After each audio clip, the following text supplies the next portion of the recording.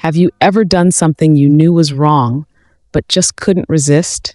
Something that seemed like the perfect solution, but ended up bringing terrible consequences?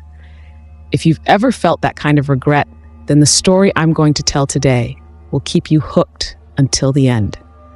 But before we start, don't forget to subscribe to the Disturbing Stories channel, leave a like, and share this video with anyone who loves a chilling story.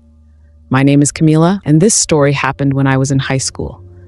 I had a friend named Laura, a sweet, shy, and slightly nerdy girl. She was in love with a guy named Gustavo, the kind of guy every girl in school wanted. Laura would tell me all about her crush on him, and I always pretended to be interested, but deep down, something started to bother me.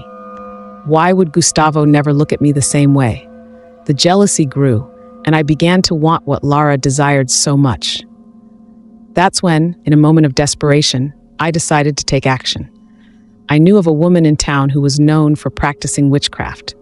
The stories about her were terrifying, but I was so blinded by my desire for Gustavo that I ignored all the warnings. I sought out this woman and told her about my wish. She handed me a potion, saying that with just a few drops, Gustavo would fall madly in love with me. I knew it was wrong, but at the time, all I could think about was how much I wanted him to notice me. At the next party, I seized the opportunity and put the potion in Gustavo's drink. In no time, I noticed him looking at me differently, as if I had suddenly become the girl of his dreams. The feeling of power I had at that moment was indescribable. Laura would never know what I had done, and now Gustavo was mine. I felt on top of the world, not realizing that I was about to fall hard. At first, everything seemed perfect. Gustavo was always by my side, sending me sweet messages, and I felt special. But that happiness didn't last long. Soon, Gustavo started showing signs of obsession.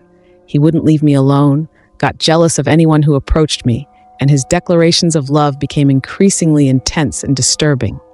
What seemed like a dream began to turn into a nightmare. As Gustavo's behavior grew stranger, Laura started to sense that something was wrong. She distanced herself from me, and I began to feel the weight of guilt. Not only had I betrayed my best friend, but I was also starting to deeply regret what I had done. But I didn't know how to fix the situation, and the fear of what Gustavo might do grew each day.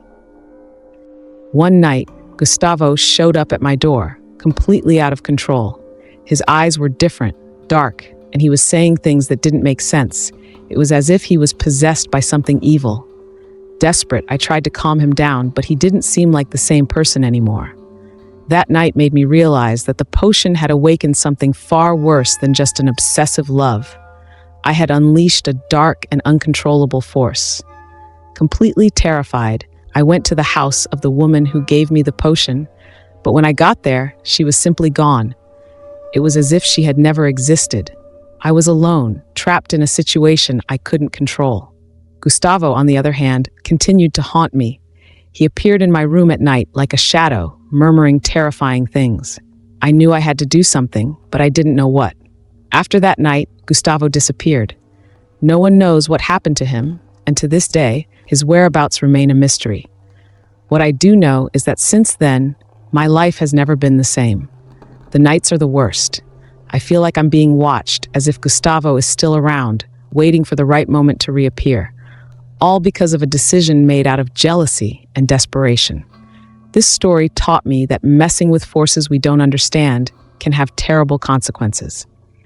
If you enjoyed this story, don't forget to subscribe to the Disturbing Stories channel, leave a like, and share it with your friends.